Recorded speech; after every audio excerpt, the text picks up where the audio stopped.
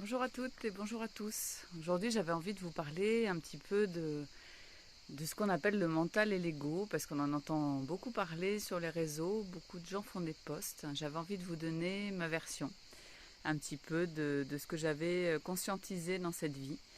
Voilà, pour moi, le mental a plusieurs couches très subtiles et en fait, le mental, c'est juste l'ordinateur qui reçoit tous les codes de l'univers, les codes de la Terre, les codes de l'individu, et en fait, il les interprète. C'est-à-dire qu'en soi, le mental, il est, j'allais dire, nécessaire et très clair et limpide.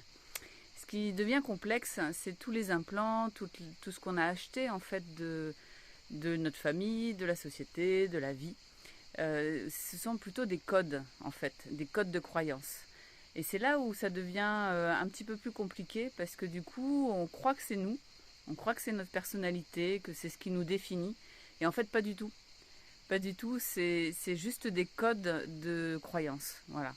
Donc, important de faire la différence entre le mental, qui est un outil, comme les cerveaux sont des outils, en fait, pour nous permettre de vivre sur Terre, d'avoir des pensées, d'analyser les choses, d'avoir des points de vue. Voilà, ça fait partie du jeu et de l'expérience pour le moment. Et j'allais dire les codes et justement les croyances qu'il y a dedans.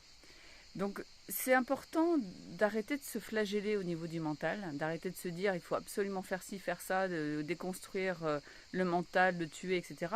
C'est pas ça, c'est les codes qu'il y a dedans qu'il faut transformer si on a envie de les transformer. C'est-à-dire que si ça ne nous convient pas, à un moment donné, ben, on décide de changer ça. Il faut déjà les voir, il faut déjà voir comment ça fonctionne, il faut déjà se demander est-ce que ça nous appartient, est-ce que c'est des croyances qu'on a achetées de nos parents, parce qu'on voulait être aimé, donc on s'est dit ben, il faut absolument que je fasse ça parce que sinon je ne vais pas être aimé, ou est-ce que c'est vraiment des choses qui nous conviennent et qu'on a envie de garder. Donc pour moi il y a deux plans, il y a le plan du mental et des codes qu'on a acceptés, et il y a aussi quand on part dans le spirituel, on va aller sur un autre plan mental qu'on peut appeler l'ego, mais l'ego c'est la conscience de ce que je suis, donc plutôt le côté égotique, c'est-à-dire devenir supérieur aux autres. Quand on va dans le développement personnel, dans la spiritualité, qu'on reconnecte avec son plan divin, à un moment donné, le plan divin nous fait toucher du doigt, j'allais dire, le plein pouvoir, la pleine puissance de ce que l'on peut être. Et quand on en arrive là, à un moment donné, l'ego, ou le côté égotique, le côté pleine puissance, vient faire croire au mental que c'est lui qui a la pleine puissance. Alors que pas du tout. C'est la pleine puissance de l'être, mais qui est traduit par le mental comme je suis tout puissant. Alors que c'est pas du tout lui qui est à cet endroit de cette pleine puissance. C'est juste une interprétation qu'il fait de ce que l'on est dans notre être divin. Et c'est là où justement c'est important d'être bien aligné, corps, âme, esprit, et d'être bien aligné sur tous nos chakras, tous les plans, toutes les parts de nous. C'est-à-dire émotionnel, physique, mental, spirituel, voilà, tout bien calé, pour qu'à ce moment-là, on puisse observer qu'il y a quelque chose qui est en train de s'emparer de cette puissance-là. Quelque chose qui veut être, j'allais dire, calife à la place du calife. Voilà, qui n'est pas forcément l'être dans toute sa globalité, mais juste à un moment donné, on zoome sur un point qui est le côté égotique. Voilà, pour moi, on passe tous par là à un moment donné, on vient y goûter pour justement le poser, le mettre à sa juste place et se dire, ok, mais à un moment donné, je suis dans ma pleine puissance, je suis ce que je suis en tant que puissance divine.